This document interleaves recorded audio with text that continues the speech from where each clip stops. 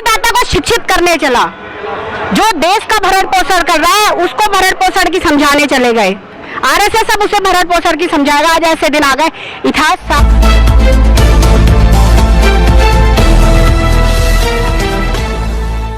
42 दिन से ज्यादा हो चुके हैं, बारिश भी हो रही है, सर्दी भी है, लेकिन किसान फिर भी डटे हुए हैं। इस समय हम गाजीपुर बॉर्डर पे हैं, आइए जानकारी लेते हैं किसानों से। सबसे पहले आपका नाम जानना चाहूंगा। मैं राजे प्रधान, भारतीय किसान जिला उपाध्यक्ष, गौतम बुद्ध नगर से।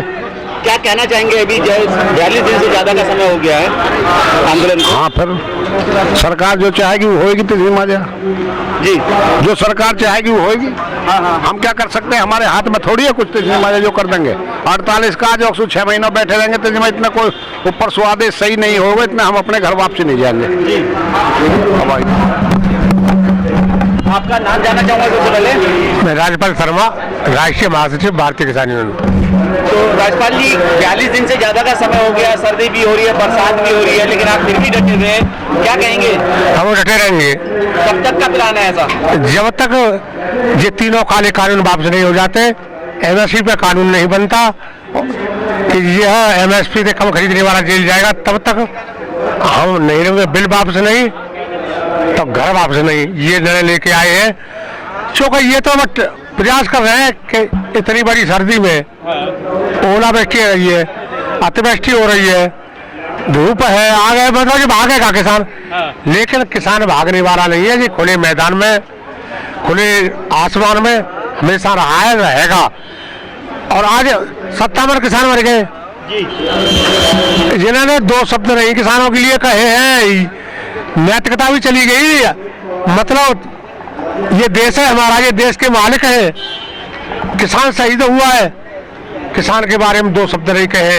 ये किसान को देखने मध्य प्रदेश जा रहे हैं, ये किसान को देखने कक्ष जा रहे हैं, ये बंगाल जा रहे हैं, ये गुरुद्वारे जा रहे हैं, लेकिन बगल में किसान पड़ा है। ये कि बगल में किसान पड़ा है, 2 बात आज तक नहीं की है। अरे तुम करते या न करते तो किसान से थोड़ी सा मानवता के नाते पांति रखते, बुलाते। किसान शहीद हुआ है, 2 शब्द कहते, कतई ये किसान के इसमें कोई बात ही नहीं कही है। तो ये जिस तरीके से वोट लेनी होती है तो ये लोगों के चरणों में लेट जाते हैं, नतमस्तक हो जाते हैं, उनको किसी को ताऊ बना लेते हैं, किसी को बाप बना लेते हैं। लेकिन इस आंदोलन के लिए अब वही तो मैं कह रहा हूँ, जब हर हर महादेव, घर घर महादेव के नारे लगा मतलब ये सब हाथ जोड़े, विनती करें, ये कहे कि हम किसान का जो भी कर जाए माफ कर देंगे, हम स्वामीनाथन की रिपोर्ट को लागू करेंगे, 50% जोड़ कर देंगे, हम काला धन जो विदेश में उसे लाएंगे, आप खाता खुलवा में भाई और बहनों, एक 15-15 लाख रुपया तुम्हारे खाते में होंगे। अच्छे दिन आएंगे किसान के, देश के, हम देखते रहे। अच्छे दिन क्या आएंगे? आप दिल्ली के सीमा पे बॉर्डर में बैठे हुए, इससे अच्छे दिन और क्या उम्मीद करेंगे?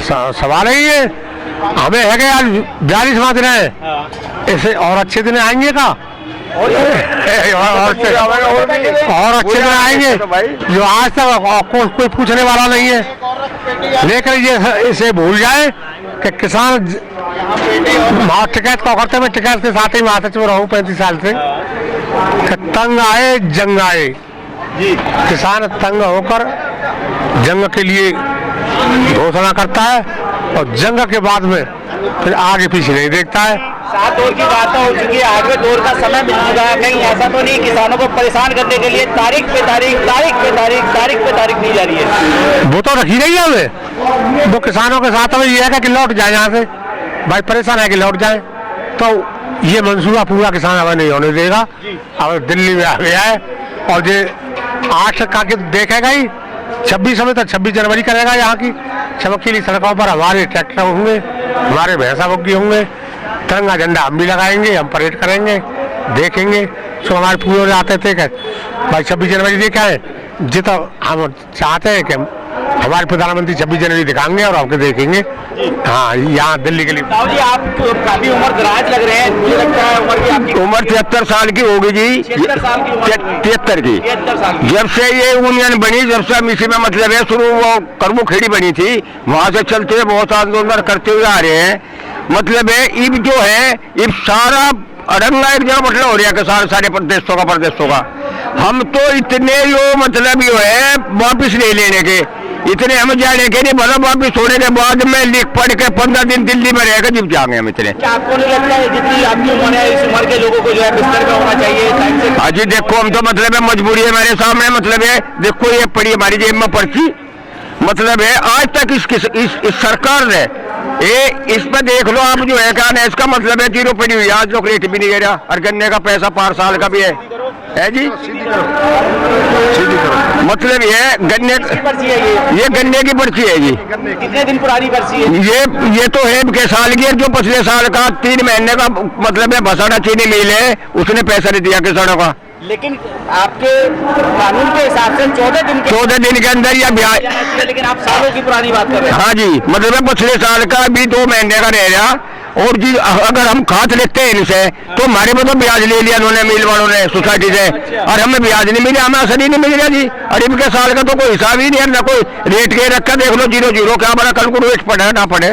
तो ताऊ जी 2014 में तो आपने जनार्दन वोट देके मोदी जी, हमने वोट नहीं दी, मतलब ये वोट जो कुछ तो बेमानी हुई, पहली तो बात बेमानी हुई, फिर ये जो हमारे बच्चे हैं नए जो हैं, मतलब है इन्हें बहकाए गए, अगर भाई यार फलाना ढिकड़ा, मतलब है ये बच्चे हमारे हाथ में नहीं रहे, थोड़ी सी गलती हमारे बच्चों से हुई, यानी जो बुजुर्ग आदमी हमने मतलब है सब वोट नहीं दी। तो वो गलती 2019 में भी आप लोगों ने 19 में भी बच्चों ने करी, 19 में बेमानना हुआ, छपरौली में मतलब है चौधरी चरण सिंह के पुत्रों को एक हराना, अजीत को मुजफ्फरनगर से हराना, ये सब बेमानी है। अच्छा, वोट पड़ी खूब काफी गहरी, बेमानना करा सरकार ने, कल जो है मोहर लगवा के वोट गिरवाओ, मतलब है कि पता लगा मशीन है इनकी, क्या 12 वक्त से पहले भर के रखे हम। तो कहने का मतलब है कि आज का जो प्रधानमंत्री है बेईमानी की वोटों का प्रधानमंत्री है। जी हाँ, बस बेमान्यता हो रहा है जी, मतलब है जी हमने वोट गिरी, हमारी वोट ही नहीं पाई वहाँ। जब बेईमानों की सरकार है तो आपको क्या उम्मीद है कि आपको न्याय मिल जाए? न्याय नहीं मिलने वाला जी, हमें ना मिलने वाला नहीं, 8 धर लो, 15 धर लो, 20 धर लो ना, तो क्या आपको नहीं लगता कि आपके साथ में कुछ भी ऐसा हो सकता है, जान भी जा सकती है शरीर के हिसाब से? मतलब हम तैयार है जी मरने से, बिल्कुल तैयार बैठे इस बात के लिए भी, और आर पार करके ही हटेंगे यहाँ से, जब तक आर पार नहीं हो जाएगा, चाहे यहाँ कुछ भी हो जाए। और अब 26 तारीख में हम जो परेड करने जा रहे हैं इंडिया गेट पर, वो हमारे आगे जो प्रशासन बैठा है उसमें भी हमारे बच्चे हैं, और वो बच्चे भी हथियार गिरेंगे जिस वक्त हम दिल्ली में चढ़ाई करेंगे। हम दिल्ली जाएंगे, इंडिया गेट पे परेड निकालेंगे, हर हाल में पहुंचेंगे हम, और जब तक नहीं हटेंगे यहाँ से, जब तक हम अपना काले कानून खत्म ना करा देंगे। लेकिन कृषि मंत्री नरेंद्र तोमर का कहना है कि हम एक पॉइंट भी नहीं हटाएंगे, हम कहीं भी कृषि मंत्री को ही ये कानून वापस लेने पड़ेंगे, ऐसी स्थिति पैदा कर देंगे इनके लिए कि ये वापस लेगा।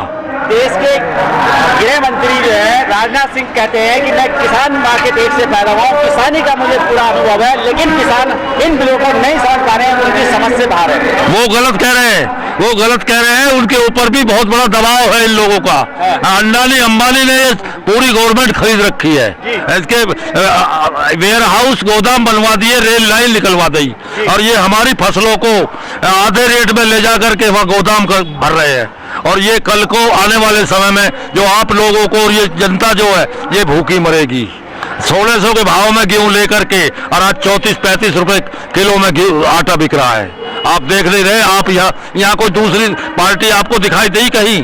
तो क्या आपका कहने का मतलब ये कि किसानों का आंदोलन नहीं है, एक जन आंदोलन है? जन आंदोलन है, और अभी और इससे बड़ा आंदोलन होने जा रहा है। मध्य प्रदेश से मैं हूँ। हाँ, ये मीडिया के किसान मध्य प्रदेश से लगभग 10 से 12 हजार किसान हैं, और ये बोलते हैं कि एक हरियाणा और पंजाब के ही किसान हैं। ये गलत भ्रमित कर रहा है जनता को, जबकि मेरे साथ खुद 10,000 किसान लगभग मध्य प्रदेश पे, इधर टीकरी बॉर्डर और आपका पलवल बॉर्डर, और यहाँ पे भी डटे हुए किसान।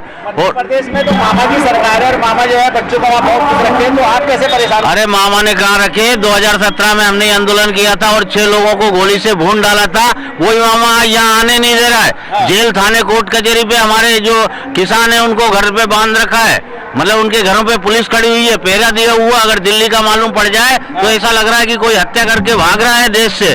जिस प्रकार का मामा ने वहाँ पहरा बैठा रखा, मामा नहीं है, कंस मामा है वो। तो क्या मामा का कहना ये कि आप एक आतंकवादी हैं, अलगावादी हैं। बिल्कुल बिल्कुल, हम बोल रहे हैं वहाँ से अगर गाड़ी यहाँ से निकालते हैं, हमारे किसान निकालते हैं, ट्राली निकालते हैं, 8-10 ट्रालियां यहाँ आने को तैयार हुई, उनको पुलिस ने वहीं पे रोक दिया।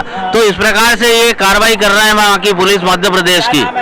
अनिल यादव, मैं भारतीय किसान यूनियन से प्रदेश अध्यक्ष हूँ, और यहाँ 8 से 10 हजार किसान अभी मेरे पड़े हुए हैं, और मंदसौर से आए हुए हैं जो गोली कांड के वहाँ पे लड़ाई लड़ी थी जिन्होंने, वो क्रांतिकारी लोग भी यहाँ पे आए, और अभी दमोह और अन्य जिलों से यहाँ किसान आ रहे हैं। कम से कम यहाँ 80-90 हजार किसान मध्य प्रदेश से होगा। एक बात और मैं आपसे जानना चाहूंगा, आपकी उम्र हो चुकी है, आपने बहुत सारी सरकारें देखी है, क्या मोदी सरकार जैसी कोई सरकार अभी तक देखी थी आपने? ना, हमने इससे पहले कोई सरकार नहीं देखी। कांग्रेस ने थोड़ा अत्याचार किया था, तो हमने तो मोदी पे विश्वास कर लिया था, शायद मोदी हमारे बारे में कुछ सोचेगा, पर इससे बड़ा अत्याचारी दूसरी सरकार हमने नहीं देखी। कहाँ अत्याचार किया? उसने तो कई बार कहा कि हमने जो है 2-2 हजार रुपए 2-2 हजार रुपए, वो हमसे 4 हजार रुपए ले ले, हमारा समर्थन मूल्य हमें पूरा करके दे दे, हम उसको वापस हर छठे महीने 4 हजार रुपए वापस जमा कर देंगे। वो तो ऐसा है जी, क्या कहना चाहते हैं? मतलब है पहले साल तो निधि दे दी, इनके साल में मतलब है 50% को मिल रही, 50% की बंद होगी, बंद हो रही जी। मतलब है काफी किताब का देख रहे, 2000 वाली बात ही है, मतलब है कुछ बंद कर दी गई, लोगों को ये नहीं पता कहाँ तक चल रही होगी, कहाँ तक वही जो तो कह रहा मैं भेज दिए, पर वहाँ खत्ते दिखा देंगे। मेरा मतलब है कुछ चल रही है, कुछ बंद होगी। क्या कहना चाह रहे थे? अपनी बात पूरी कीजिएगा। हम तो ये कहना चाह रहे हैं, अब ये जो चारों तरफ बॉर्डरों पे हम पड़े हुए हैं और ये प्रशासन पुलिस लगा रखी है, ये पुलिस भी हमारे बालक हैं, और जब हम यहाँ से निकलेंगे ना अपना वो बना करके, तो ये बालक भी पीछे हटेंगे, हम इंडिया गेट पहुँचेंगे। लेकिन सरकार के अधीन जो है, जो प्रशासनिक पुलिस होती है, चाहे सीआरपीएफ हो, बीएसएफ हो, या वो बालक हमारे ही तो हैं, वो चलाएं गोली हम पे, अब गोली तो चलाएं वो, हम भी तो देखेंगे उस गोली को कैसे चलती है। हमारा जो डंडा उन बालकों को पीछे हटा देगा। आप नहीं चाहते कि आपके बालक खुशहाल रहे, उन्हें नौकरी मिले? नहीं, हम बालक हमारे कहने में है, और ये भाग खड़े हैं, ड्यूटी करनी है, नौकरी कर रहे हैं, इसलिए खड़े हैं। जिस वक्त हम यहाँ से रणनीति बना के चलेंगे, ये बालक पीछे हटेंगे और हम इंडिया गेट क्या पहुँचेंगे। सरकार की बात नहीं मानेंगे वो लोग? नहीं मानेंगे वो। अब क्रांति आ गई है, अब असली क्रांति किसानों से ही आएगी। अब की बार जो क्रांति आएगी वो किसानों के द्वारा ही आएगी। किसान के सरकार से अगर मुक्ति लेना चाहते हैं तो क्या करना होना चाहिए, कौन सा तरीका? देखो, फसलों के जो है लाभकारी मूल्य जो देना है, और ये तीनों कानून जो लेके आए कारपोरेट जगत के लिए, पहले तो इनको वापस ले और न्यूनतम समर्थन मूल्य की गारंटी दे, और स्वामीनाथन आयोग की रिपोर्ट लागू करे। जब जरूरत हमें स्वामीनाथन आयोग की थी, तो ये कोरोना काल में ये कानून लाने का तो कोई मतलब नहीं था। तो सीधी सी बात है, इन्होंने जो है अडानी अंबानी से जो बड़ा चंदा ले रखा है, उस चंदे के दबाव में ये काले कानून को वापस नहीं ले रहे हैं। आगे पार्टी को फंड और चाहिए, और ये जो जगह जगह पैसे बड़े मात्रा में इनका जो काला धन है, जो स्विच बैंक की बातें करते थे, अब स्विच बैंक की बातें कहाँ गई? कांग्रेस शासन काल में तो कहते थे हम काला धन लाएंगे, अब इनका काला धन भी शायद भाई। काला धन की आप बात कर रहे थे, काला धन तो आपके घर में था, आपके घर से उसे निकलवाना था। हाँ, तो वो हमारे घर में, हम तो चवन्नी नहीं है हमारे पास, हम तो वैसे ही आजकल कर्जे में है, केसीसी दे रहे हैं, और ये आज भी केसीसी देने को तैयार है, कर्जा देने को तैयार है। किसान आत्महत्या कर रहा है। आपने जैसे बोला किसान का बच्चा नौकरी नहीं करता, आज उसके फसलों के भाव सही होते तो वो अपने घर में नौकर रखता इन जैसे अफसरशाहों को। तो किसान के बच्चों को फसलों के भाव नहीं मिले, 14 रुपए किलो गेहूं बिकता है, 20 रुपए किलो पानी पी रहा आदमी बाटल का, तो कहाँ देश है? महंगाई कहाँ चली गई, और किसान का गेहूं अनाज कहाँ पे बिक रहा है? तो ये देश की सरकार जो है, और आज हमारा एक आलू का चिप्स आप ले लीजिए, 10 रुपए का हवा भर के वो देते हैं। किस प्रकार से 200 गुना 300 गुना दाम पर ये मक्का के जो जरा सा 50 ग्राम का पैकेट बना के 50 रुपए का बेचते हैं, और हमारी मक्का 8 रुपए किलो, हमारी फसलों के दाम 12 रुपए 13 रुपए 14 रुपए किलो, यानी किसी का भी मूल्य ले लीजिए 20 से ऊपर नहीं जाता है। तो ऐसी सरकारों पे धिक्कार है जो उद्योगपति और व्यापारियों पे अंकुश नहीं कस रही है। हमारे माल को 100 से 200 गुना वो ज्यादा हम बेच रहे हैं। हम तो कह रहे हैं महंगाई भी नहीं बढ़ेगी, बीच का गैप कम कर दीजिए, बाकी का हमें दीजिए। तो न्यूनतम समर्थन मूल्य की गारंटी तो दीजिए। जो व्यापारी लूट रहे हैं उनको कोई सजा नहीं, कोई इनके ऊपर अंकुश नहीं। अभी जो काला कानून लेके आए, बोले कि जो है कलेक्टर और एसडीएम निपटारा करेंगे, तो इन्होंने उद्योगपति व्यापारियों को कलेक्टर और एसडीएम जो है उद्योगपति, व्यापारी और सरकार के होते हैं, तो कलेक्टर एसडीएम के हाथ में इन्होंने काले कानून को सौंप दिया है और किसानों को लूटने को और मरने को सौंप दिया है। धीरे धीरे ये मंडियां बंद हो जाएगी और सरकार ये प्राइवेट मंडियां खुलेंगी। शुरुआत में साल 2 साल थोड़ा महंगा खरीदेंगे, उसके बाद में ये चेक वगैरह बाउंस होंगे। अभी हमारे मध्य प्रदेश के देवास जिले में 2 करोड़ की खरीदी हुई, उस 2 करोड़ की खरीदी में इसी नए कानून के तहत और 2 करोड़ की खरीदी करके व्यापारी भाग जाता है इस नए कानून में, और वहां मध्य प्रदेश का कृषि मंत्री बयान देता है कि किसान ने ज्यादा भाव के लालच में चक्कर में उस व्यापारी को माल दे दिया। अब माल हमारे ज्यादा या कम के लालच में दिया, लेकिन नए कृषि कानून के तहत दिया। अब वो व्यापारी भगा तो किसकी जिम्मेदारी, मोदी की है या वहां की राज्य की? एसडीएम के पास अगर वहां गए, हमारे किसान गए वहां एसडीएम के पास बात लेने, तो ठीक है हम बात करते हैं, उनकी गिरफ्तारी करवाएंगे। अब अगर गिरफ्तारी भी करवा लोगे आप, तो वो 30 किसानों की जो 2 करोड़ की संपत्ति गई उसे कैसे वापस करोगे? हमारे कोर्ट के रास्ते इन्होंने बंद कर दिए, क्या कोर्ट के रास्ते नहीं होना चाहिए? क्या कहना चाह रहे थे, बताइए। भैया अभी आप पूछ रहे थे कि हम सरकार का विरोध करना है। हम सरकार का विरोध करने नहीं आए, हम अपनी मांग लेके आए। ये जो किसान, बुजुर्ग, जवान, बच्चे, महिलाएं सब यहाँ बैठे हैं, इनका मतलब है कि जो किसानों पर कानून लादा जा रहा है, अगर इन किसानों की सहमति से वो कानून बनाया जाए तो अच्छा रहेगा। सरकार में कानून बनाने वाले वो लोग बैठे हैं जो खेती के बारे में कुछ जानते ही नहीं है। अगर राजनाथ सिंह खेती, नहीं, राजनाथ सिंह, मैं आपकी बात का समर्थन करता हूं। अगर राजनाथ सिंह खेती करते हैं तो राजनाथ सिंह यहाँ बैठ के किसानों के बीच में बताएं कि वो ये फायदा है। वहां संसद में बैठ के और टीवी में के चैनल के सामने बैठ के कुछ भी कहना बहुत आसान है, राजनाथ सिंह जी के लिए बहुत आसान है कहना, लेकिन राजनाथ सिंह यहाँ किसानों के बीच में बताएं। अगर वो किसान के बेटे उन्होंने हल चलाया नहीं होगी तो आपके पैर भी पकड़ेंगे। भैया देखिए, वो वोट की राजनीति करना अलग चीज है। इन्हीं किसान लोगों ने उनको सरकार में बैठाया। कांग्रेस को हटाने का मतलब इन्हीं किसानों ने हटाया, उनमें कुछ कमी थी और इनसे कुछ अच्छाई की उम्मीद लेकर आए थे, लेकिन अच्छाई के बदले में ये लोग ऐसे स्थिति में कर दिया कि हमारे 50 के करीब किसान भाई मर चुके हैं, और उसके बदले में किसी भी सरकारी आदमी ने, किसी भी सांसद ने, किसी भी सरकार में बैठे प्रतिनिधि ने आके ये नहीं कहा, संवेदना तक अपनी जाहिर नहीं करी। तो ये किसान कोई बाहर से नहीं आए, ये इसी देश के रहने वाले हैं। पाकिस्तान के प्रधानमंत्री की माताजी मर जाती है, उसके लिए शोक संदेश जारी कर देते हैं, लेकिन 50 से ज्यादा किसान मर जाते हैं। इस देश के प्रधानमंत्री भैया घूमने बहरे प्रधानमंत्री को नहीं दिखाई देता। क्या कहेंगे, क्या कहेंगे?